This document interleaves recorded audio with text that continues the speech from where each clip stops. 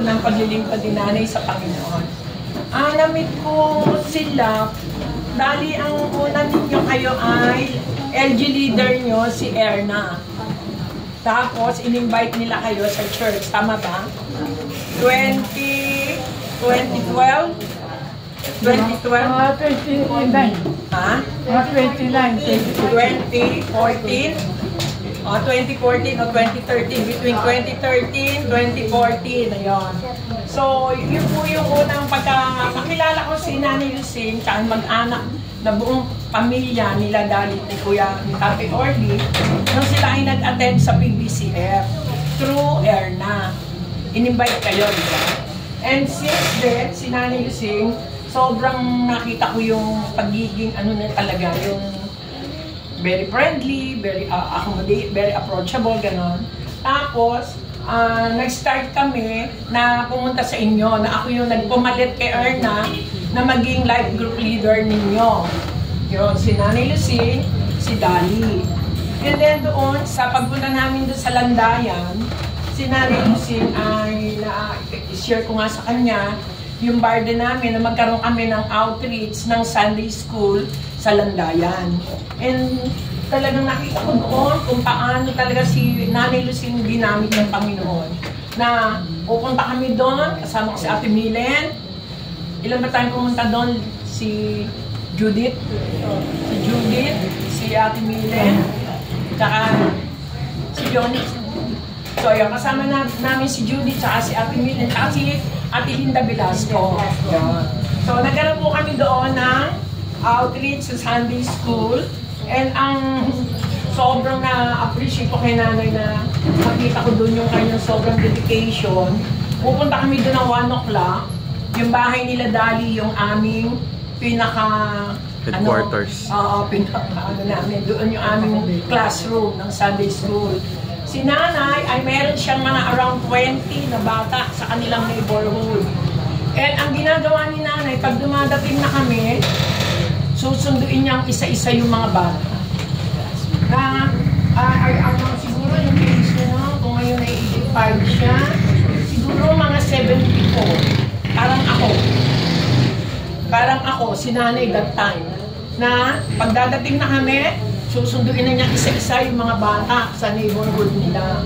And pagdating namin ng 2 o'clock, kumpleto na dun yung mga around 20 na mahigit na bata.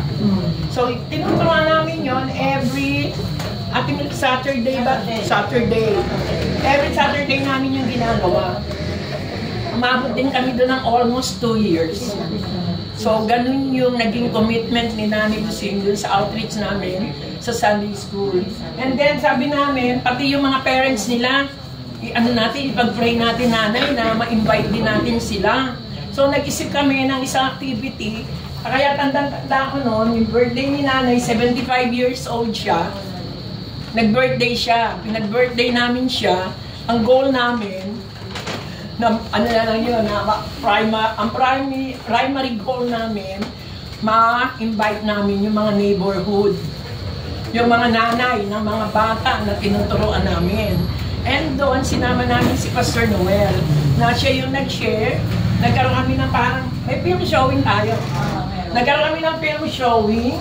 Tapos, birthday ni nanay, 75 years old siya.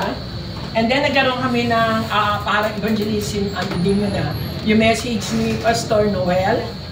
And doon sa mga nanay na niyang mga bata, tumanggap doon yung mga, I think 5 yun. 5 yun na tumanggap na mga magulang ng mga nanay na yun.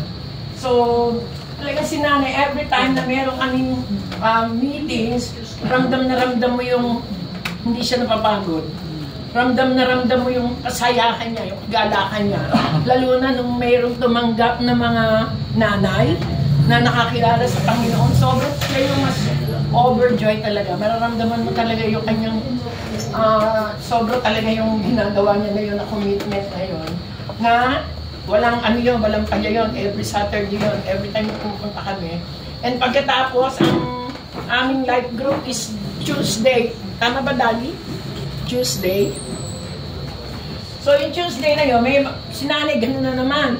Yung mga parent na yun, yung mga tumanggap na nanay, isa-isa namin yung nakausap ni nanay. Pag dumating yung Thursday, pupuntahan na niya yung bahay ng mga na tumanggap na yon, and sasabihin niya kung pwede, magba-Bible study kami doon sa bahay na yon, sa bahay na yon. So siya yung nag-o-organize. Siya yung nag-o-organize ng time, kung paano kami magkikita-kita at kung saan namin siya gagawin. And talagang for 2 years, nakita ko si nanay sobra yung commitment niya. Yung ina-appreciate ko sa kanya. At saka pagka meron kami mga life group, kahit na parang medyo nag-aano na siya nun medyo nagkakasakit no? Hindi ni sa likod niya. So, andun din, yung sobrang niya sa Word of God, ayaw niya umabsent kahit na ganun pa rin yung kanyang nararamdaman. Tapos Tatay Orly naman, nakikita ko rin si Tatay Orly sa matalain ko na rin. Kasi pumupunta kami doon, may kotse kami. Maliit lang na may street nila Tapos ang dami pang mga sasakyan doon sa mga kapitbahay nila. Si Tatay Orly naman, ang pinakroll niya, every time na pupunta kami doon, hatid kami ni Tatay, siya yung nagpapagano'n sa Edushoot. So, yun si Tatay Orly. Talagang sila mag-asawa na I will appreciate yung mga ginawa nila. Sobrang talagang pinakita nila kung gaano yung gusto nilang ibigay na paglilingkod sa Panginoon. Kaya nanay talaga sa tulak, hanga talaga ako sa'yo. Hanga talaga ako sa'yo. Yun lang.